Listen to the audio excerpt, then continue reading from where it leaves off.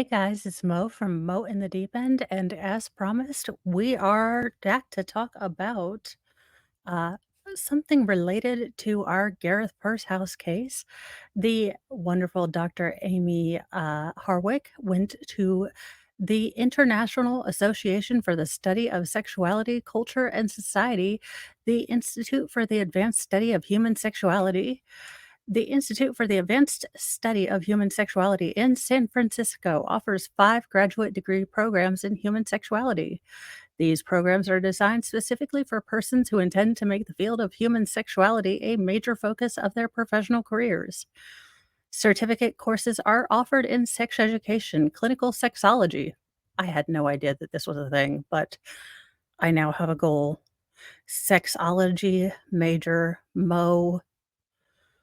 Mo in the deep end, professional sexologist. I mean, I honestly feel like possibly I could be the best person ever if I majored in sexology. AIDS and STI prevention.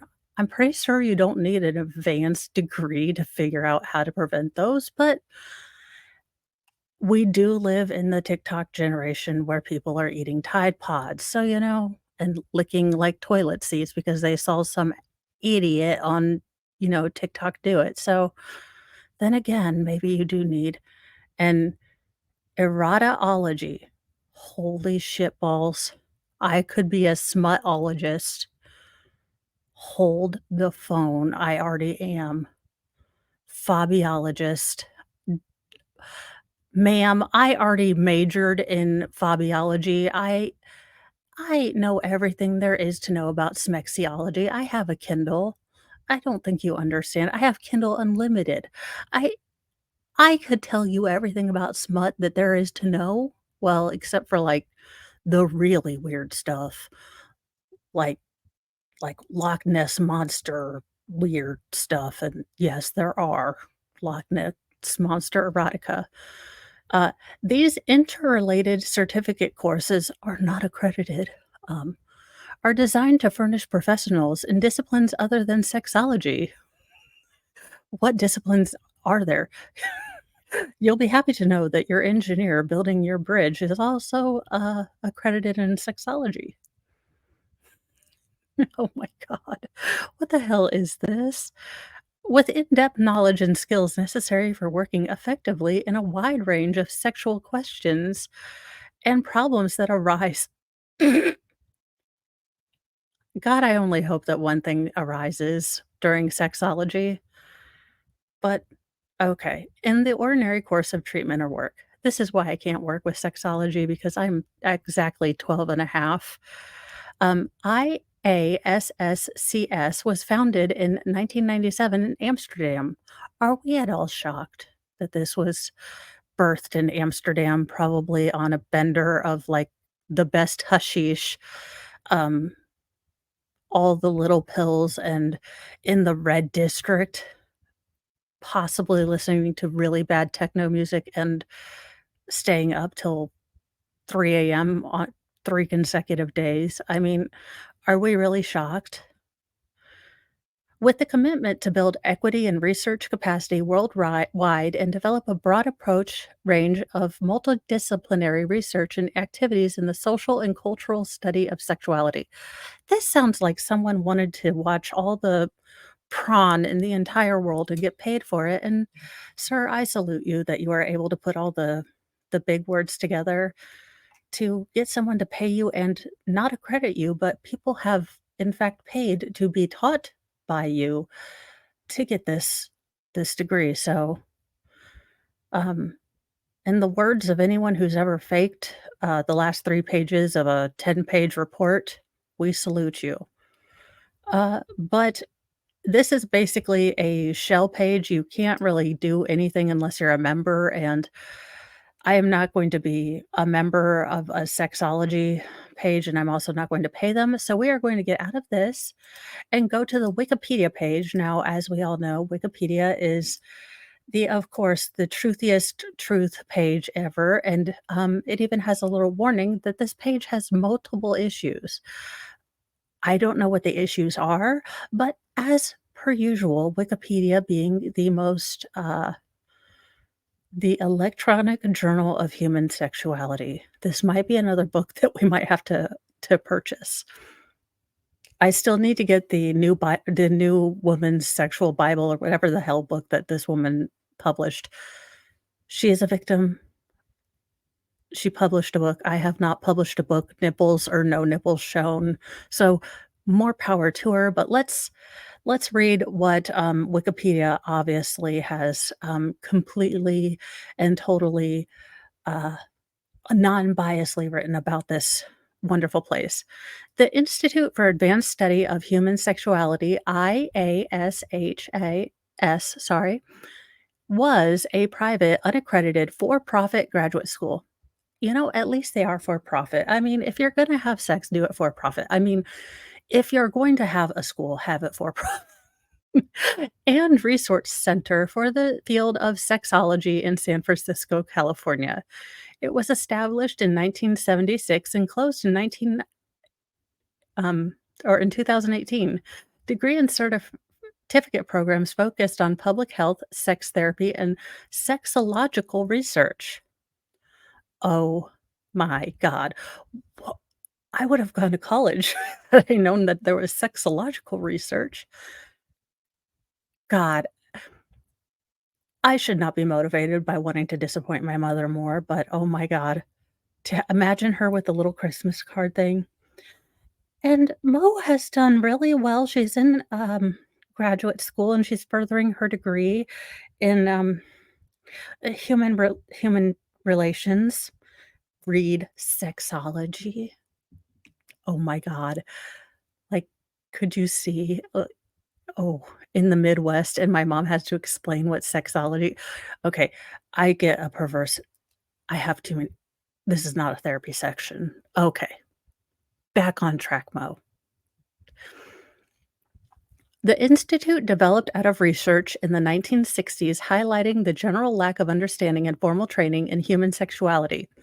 No, the y'all were a bunch of hippies in frickin' San Francisco getting banged all the time on Quaaludes, and you're like, how can I make research and get paid by the government in grants? Let's be for reals about some stuff, baby boomers. It did not come from any sort of, like, good-hearted thing. It came from you guys being high, getting laid, and wanted the government to pay you for some damn studies so you didn't have to get a real job and or drafted. Let's just be honest. I'd have done the same thing, but let's have some honesty, baby boomers. Just a little bit, okay? Just a tiny, tiny bit. Because I'm getting a little tired of you. You're all turning like 85 and still trying to run the damn country. Okay? I'm getting a whole lot tired of it. Its library and archives are a collection of adult films, academic, sexuological, and erotological resource.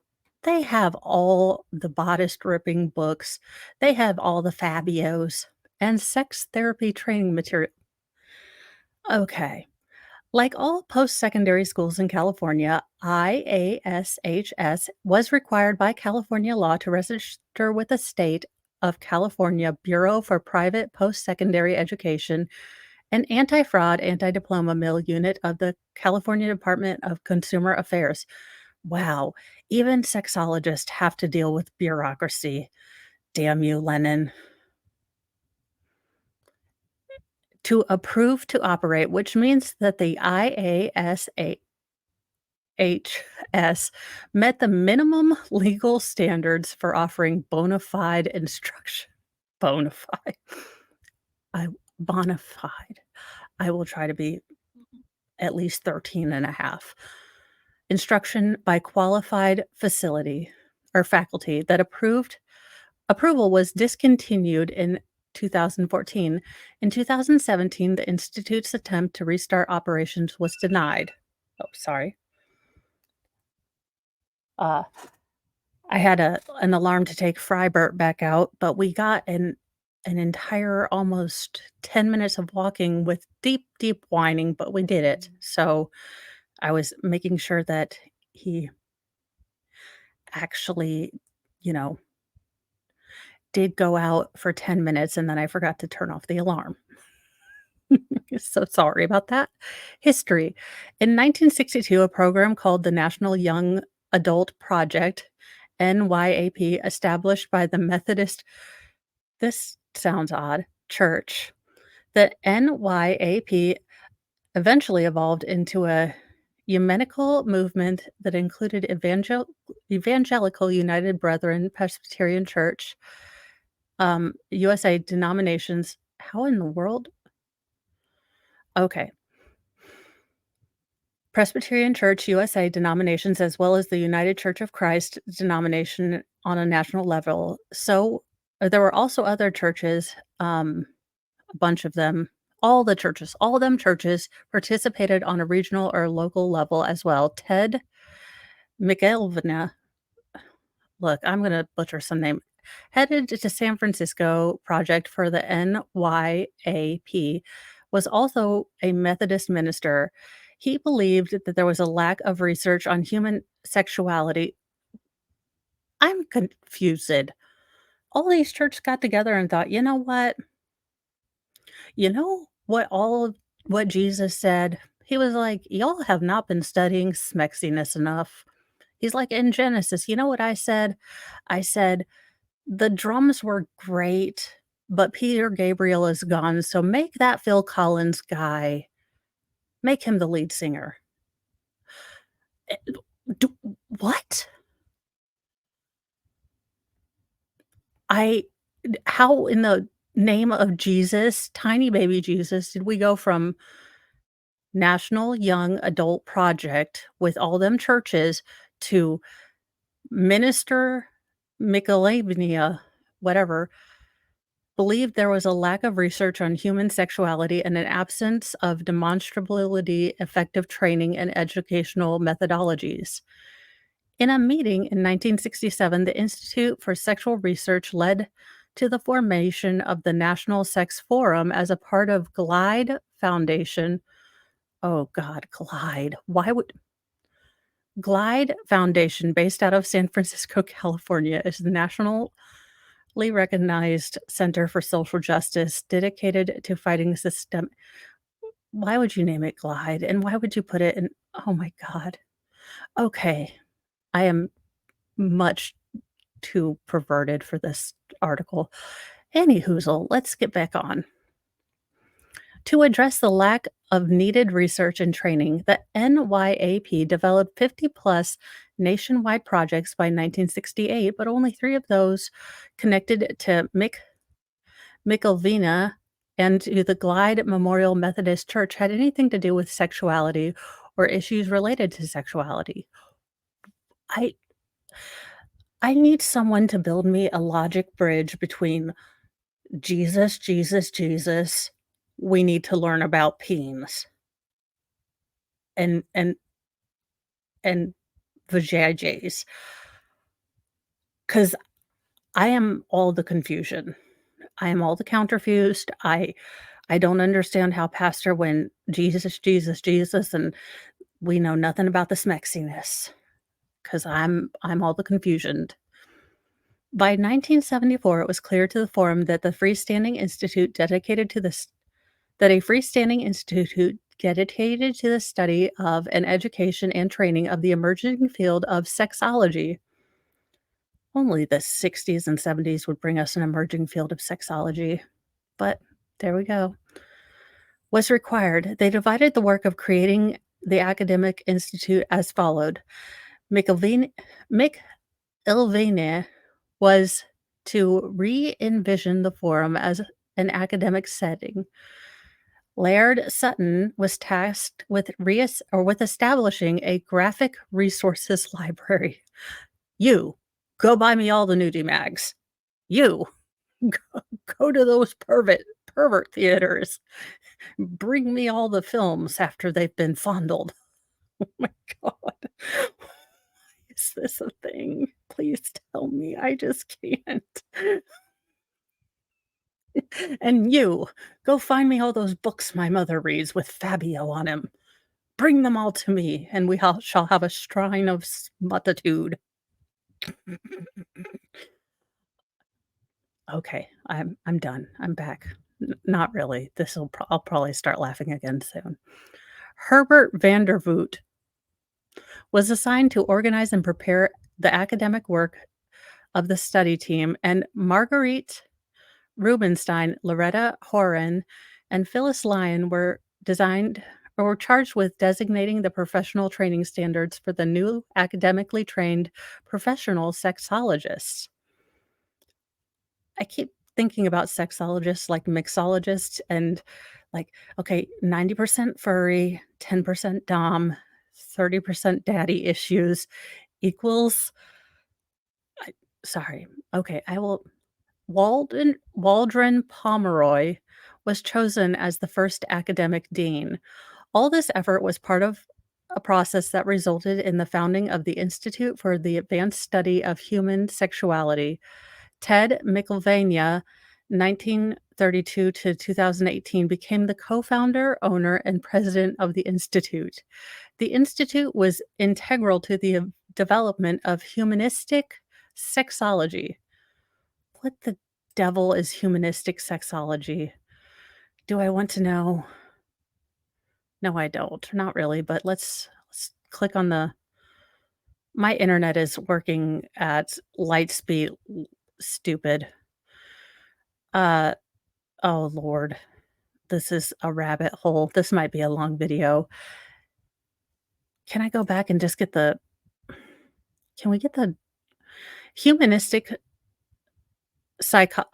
humanistic sexology or psychology is a psychological perspective that arose in the mid 20th century in answer to two theories: Sigmund Freud's psychoanalytic theory and B.F. Skinner's behaviorism. Thus, Abraham Maslow's established the need for a third force. Oh, dear God. So basically, guy with a lot of mommy issues and some other guy with some issues created a bunch of things for all the rest of us with a lot of issues. Wonderful. Emphasizing experiential techniques and sexual pleasure over positivist imperialism. Wonderful. The culture of casual as well as clinical nudity and inclusions of various bodywork and erotic massage techniques led to the institute being nicknamed the Hot Tub University, or FU, by some critics. Oh my god, I love America. What are we doing here? The inclusion of Reichen therapy. Reichen therapy can refer to several schools of thought and therapeutic technique whose common touchstones in their origin. Oh, for God's sakes, what does it mean for I'm not even and other scientifically unfounded techniques also led to criticism. So they were just doing whatever the hell they thought, probably like past life regressions or some kind of body behavioral analysis, something or other, testing Satans, because I think this is loosely related to Scientology, but I could be wrong. The institution was never accredited, but it was approved from 2010 until shortly before its closure by the California Bureau for Private Post-Secondary Education, meaning that the IASHS was not a fraudulent diploma mill. In July 2014, the BPPE sent a notice to comply to the IASHS regarding several violations for problems such as failing to properly disclose the full cost, providing outdated and incomplete information about courses and instructors, and not telling prospective students that the school was unaccredited. Oh, Dr. Amy Harwick was like, "I'll be damned. I'm not really a doctor." No doctor in sexology. Damn it. Let's see. Activities. In addition, because I'm not really worried about interest, I'm gonna see what they did on activities. In addition to its educational and archival mission, the institute engaged in various forms of outreach, including sex education to underserved teenagers in demographic areas at high risk for pregnancy, so that's good. Ted McAvina president of the institute, favored a curriculum focusing on teaching teenagers techniques for obtaining healthy, respectful relationships with their partners. Well, that's good. Rather than abstinence only education. Okay. The institute produced safe sex books, videos, and assorted paraphernalia. Not gonna go. The archives included hundreds of thousands of adult films, as well as documents tracing the development of sexology as a field of research and training, as well as educational materials. Collectively, these items comprise one of the most comprehensive sexological and erotological resource centers of the world. Oh my god, there's a museum. W Sal, we're going. We have to go to San Francisco. It's in oh, no, we have to go to Las Vegas. The Erotic Heritage Museum, a 2 or a 24,000 square foot space dedicated to the history of erotica located in Las Vegas.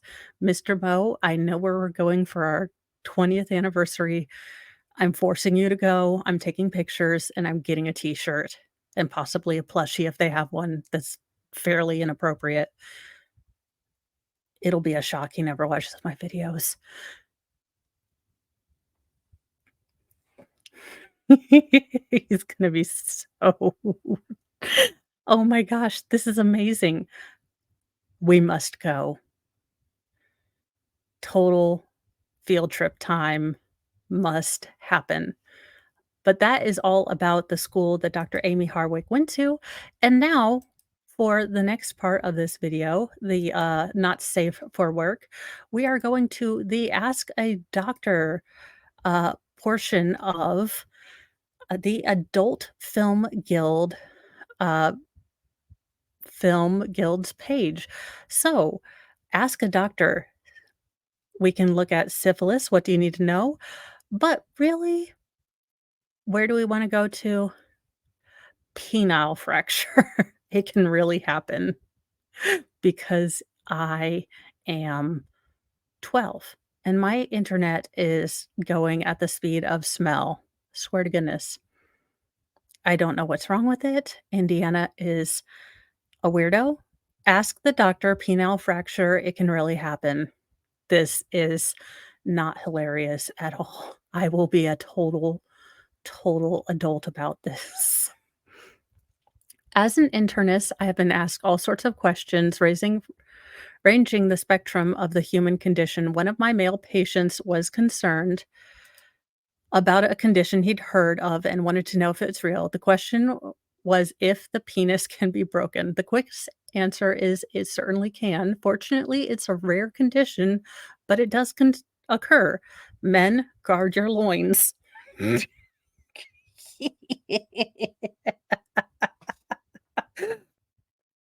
um, I mean, this is tragic.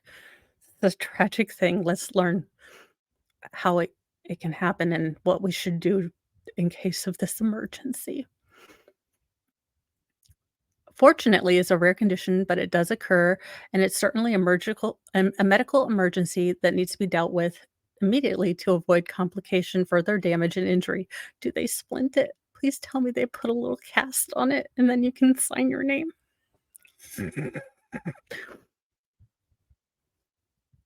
Before discussing the injury, it's important to understand the basic anatomy of peens. The male organ is essentially comprised of two large tubes.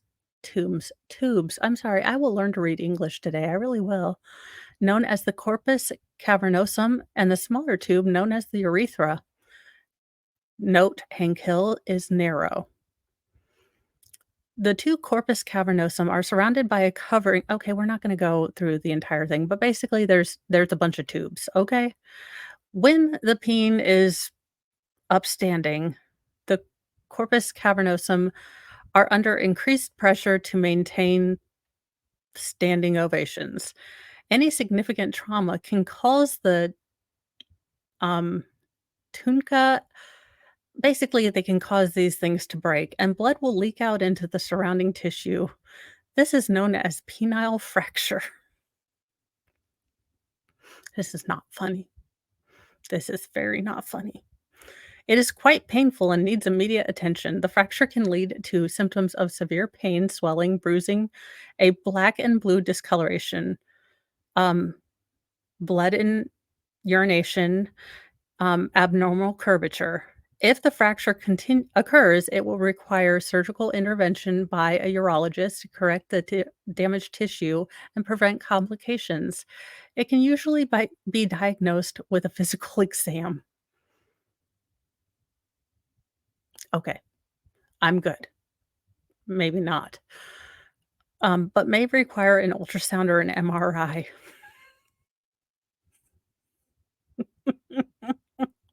Gonna need you to hold still in this tube while your penis fractured. Oh. If not treated, the fracture can lead to scar tissue, which can cause impotence, abnormal curvature, urinary tract issues, and disfigurement. Understanding the anatomy of the peen, symptoms of a fracture, and treatment leads to the next issue of how it can occur and how to prevent it. While this injury is uncommon, certain positions are more likely to cause this injury. The most common position is cowgirl, which usually results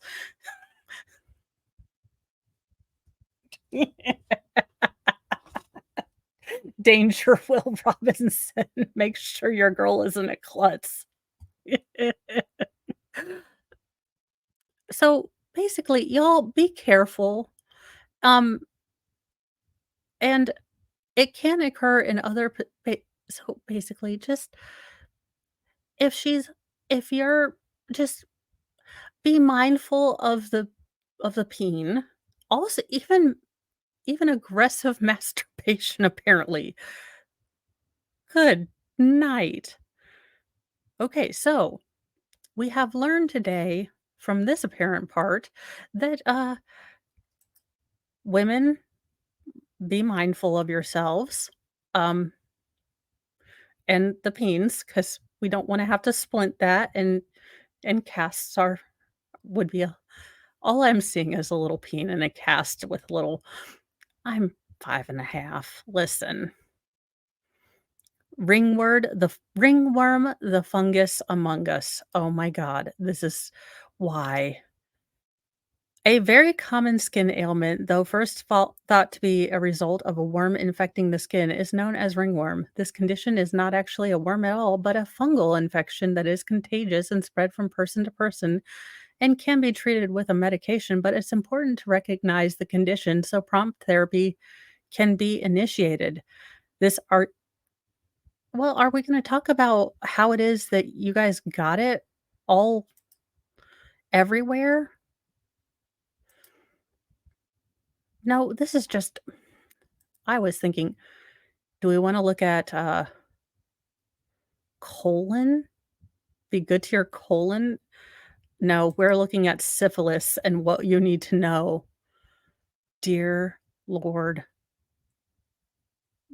Beavis, what is wrong with them? I give up. Ask the doctor, syphilis, and what you need to know. Syphilis, like many sexually transmitted disease, is quite prevalent and a public health threat. Well, that's good. And making a comeback, which is yay, America.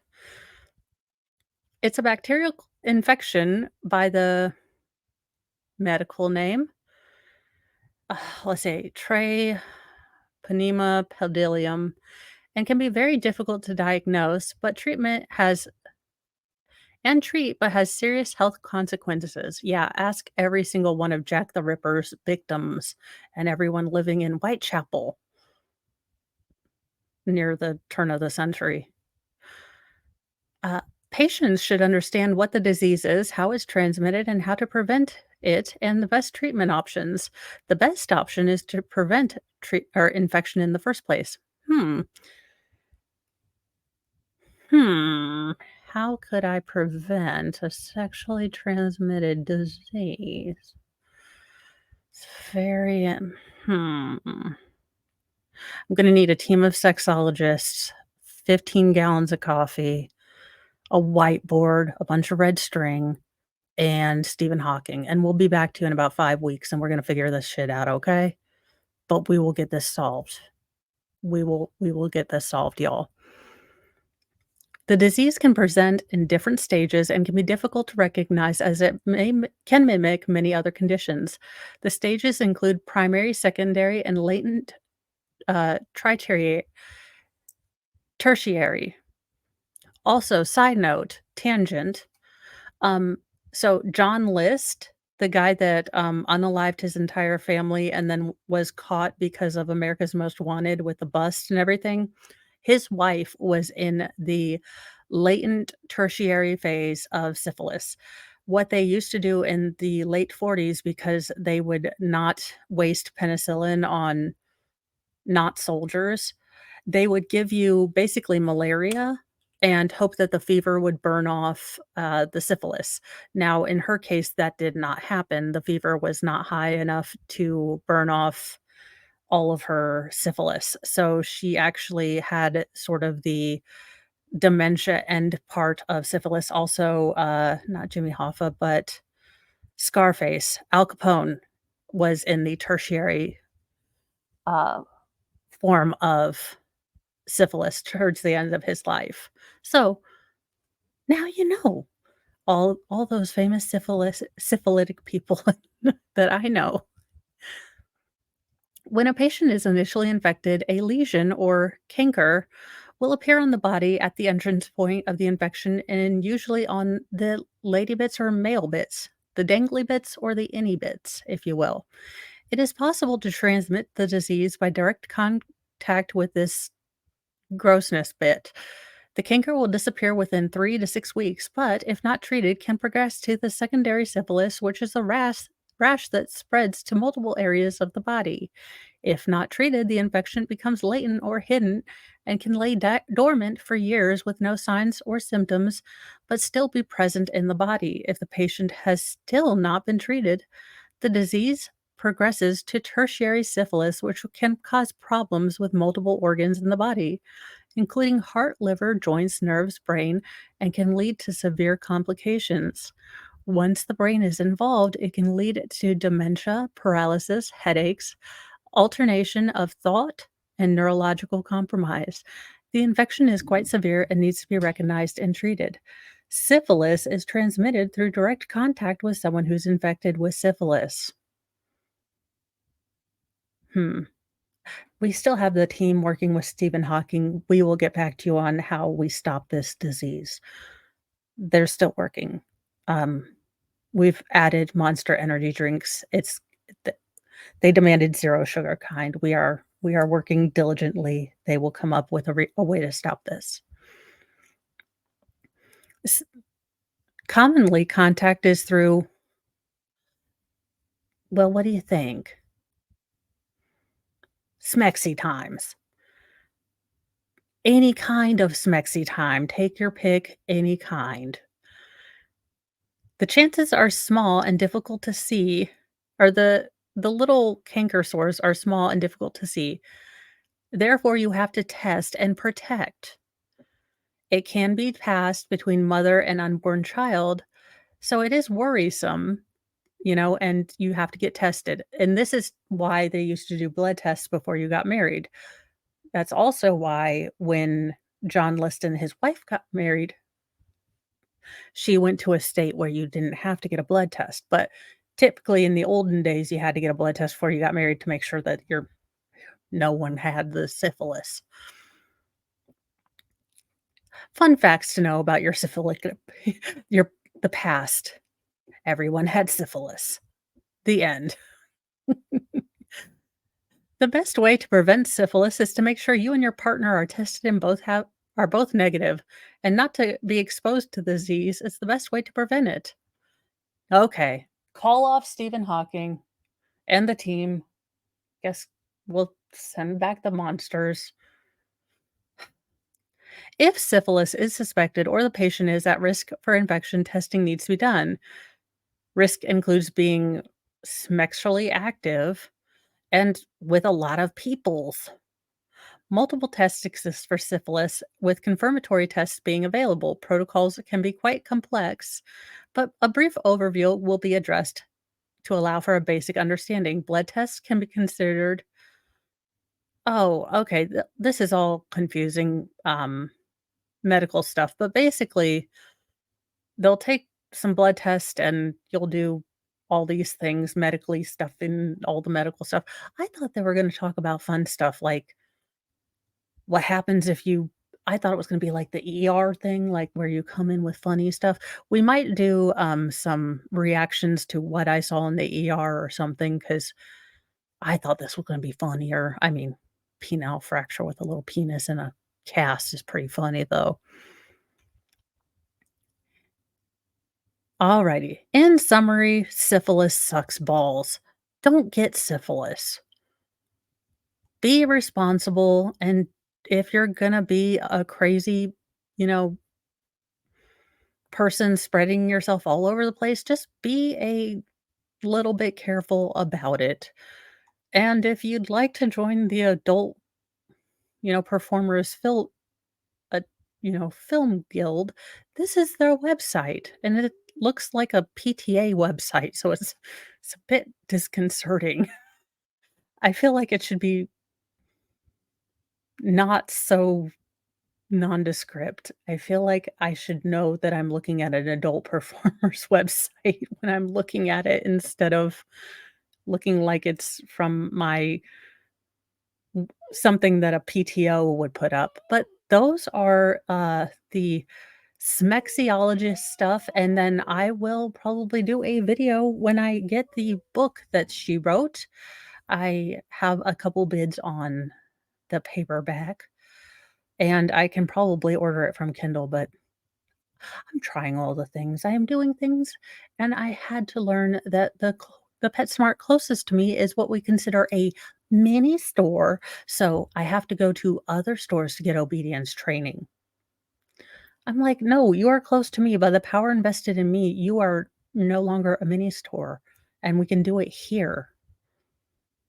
Just terrible, making me drive longer. Any hoozle, that was the Smexology stuff. I hope you feel, much better about the grants that the government is giving in higher education now. Kids, go to school to be a plumber. Seriously, honest to God, plumbers are like driving Maseratis right now. Go be a welder. Get a skill. God bless y'all. Love y'all. See you later. I will be making more videos, and I will talk to y'all in a little bit. Bye, guys.